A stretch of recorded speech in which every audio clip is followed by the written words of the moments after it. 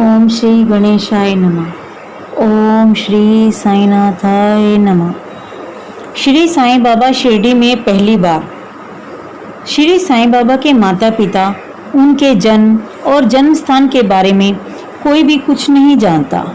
इस संबंध में बहुत छानबीन की गई। बाबा से तथा अन्य लोगों से भी इस विषय में पूछताछ की गई, परंतु कोई संतोषप्रद सूत्र हाथ न लग सका। वास्तव में हम लोग इस विषय में सर्वथा अनभिज्ञ हैं। नामदेव और कबीरदास अयोनिज थे, क्योंकि सामान्य लोगों की तरह उनका जन्म नहीं हुआ था। वे बाल रूप में प्रकृति की गोद में पाए गए थे। नामदेव भीमरथी नदी के तट पर गोनाई को और कबीर भागीरथी नदी के तट पर तमाल को पड़े हुए मिले थे। और ऐसा ही श्री साईं बाबा के संदर्भ में भी है। वे शिरडी में नीम वृक्ष के तले 16 वर्ष की तरुणावस्था में स्वयं भक्तों के कल्याण के लिए प्रकट हुए थे। उस समय भी वे पूर्ण ब्रह्मज्ञानी प्रतीत होते थे। स्वप्न में भी उनको किसी लौकिक पदार्थ की इच्छा नहीं थी। उन्होंने माया को ठुकरा दिया था और मुक्ति उनके चरणों में लौटती थी।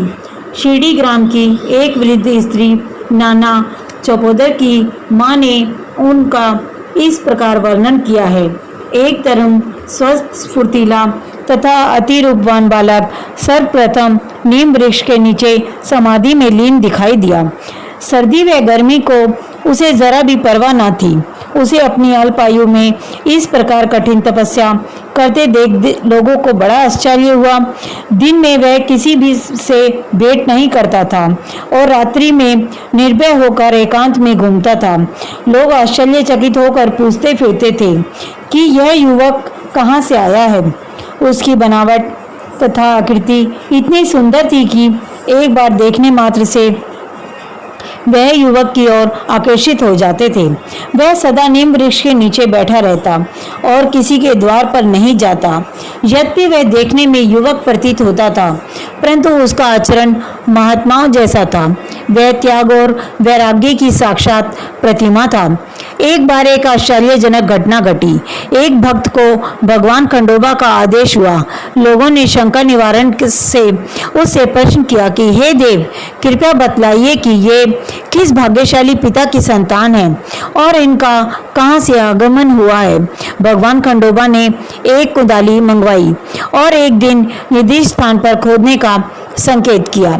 जब वह स्थान पूर्ण रूप से खोदा गया तो वहां एक पत्थर के नीचे ईंटें पाई गई।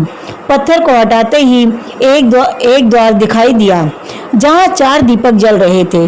द्वार का मार्ग एक गुफा में जाता था, जहां गौमुखी आकार की इमारत थी। लकड़ी के तख्ते, मालाएं और दिखाई पड़ी। भगवान खंडोबा कहने लगे, इस युवक ने इस स्थान पर 12 वर्ष तपस्या की है। तब लोग युवक से प्रश्न करने लगे, परंतु उसने यह कहकर बात टाल दी कि यह मेरे श्री गुरुदेव की पवित्र भूमि है, इसलिए मेरा पूज्य स्थान है। तब लोगों ने उस दरवाजे को पूर्वतः बंद कर दिया।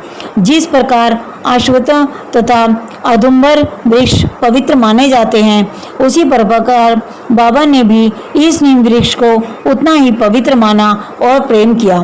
मालसापति तथा शिरडी के अन्य भक्त इस स्थान को बाबा के गुरु समाधि स्थल मानकर सदैव नमन किया करते हैं। ओम श्री साईनाथाय नमः।